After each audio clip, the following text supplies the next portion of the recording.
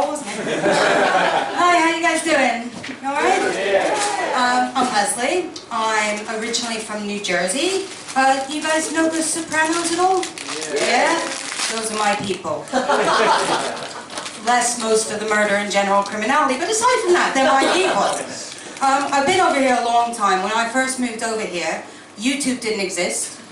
Jimmy Savile was still a national treasure.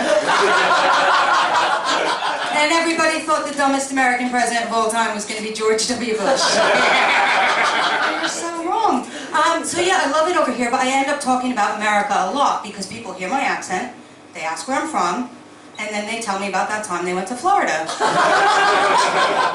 Or how much they love Vegas. But the thing is, where I'm from is nothing like Florida or Vegas, and frankly, thank fuck for that. Because America is vast, and with that, it's really varied, right? And to try and put it in context, the distance from New York to Los Angeles is the same as the distance from London to Baku, Azerbaijan. Seriously. Now, some of you may not have been to Baku, so let me put it in more relevant terms for you, right? You know that thing they do on the news where they compare everything to the size of whales? You know the thing, right? But they're like, oh, this asteroid could take out an area 3 times the size of whales. I don't know why, but they do, right? So in those terms, you would need 475 whaleses to make up the size of America. It's fucking enormous, right? Well, I was talking to this one lady the other day, and she clearly didn't realize this because she was telling me about her upcoming trip to Disney World in Florida.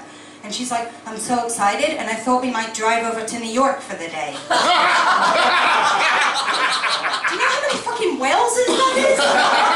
It's 6.4 whaleses, top to bottom, I checked. Anyway, people ask me a lot why I moved over here in the first place, and to that I can only say, he seemed like a good idea at the time. I mean, it wasn't a total waste. We were happily married for a year. And 6 years later, we got divorced. And when we split up, I decided to stay because I'd already passed my citizenship test. Yay! And I pledged allegiance to the Queen, and I didn't want to let her down. She's had so much disappointment in her life. But divorce was actually great for me. I lost a ton of weight. 13 stone of dead weight, gone overnight. And he took his relentless misery with him, so win-win. Yeah, but then I had the delightful adventure that is online dating, which is a lot like shopping at TK Maxx. Let me explain. There are gems to be found, but you do have to trawl through quite a lot of absolutely dire options first, right? Ill-fitting, poorly made, bad quality, outright broken. It's no wonder some of these guys are still available. Or some of them are available again, having been returned by wiser women. But you put your best foot forward and you think, well, all right, this one looks kind of okay, and I think I could be persuaded about that one. But then it turns out that this one does not flatter you at all. And that one's not really available, he's just there for display. And then you take one home and you find out he's not really the advertised size. And then you find one and you think this one's perfect. Except it turns out that this one comes with baggage in a package deal that can't be split. There is one thing, though, that online dating has that TK Maxx doesn't, and that's dick pics.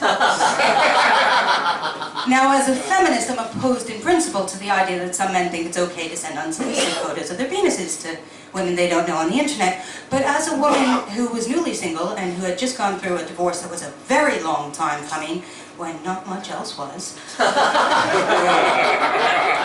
there are worse things than some dick in your inbox. Speaking of dicks, as an American abroad, I get asked a lot about the orange cockwomble. And I daren't mention his name because I don't want to somehow inadvertently summon him. But I don't know if you've seen his latest tweet, but he tweeted today that, like everybody else in the universe, he's having his DNA tested, right? He sent it off to get tested. I think his plan is to prove that when it comes to whiteness, he is the bigliest of the white men.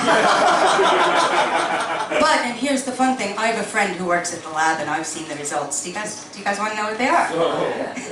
Okay, so it turns out he's 47% German, 73% Neanderthal, and 100% pus-encrusted ball sack. And I'm going to leave you on that delightful mental image. Thank you very much.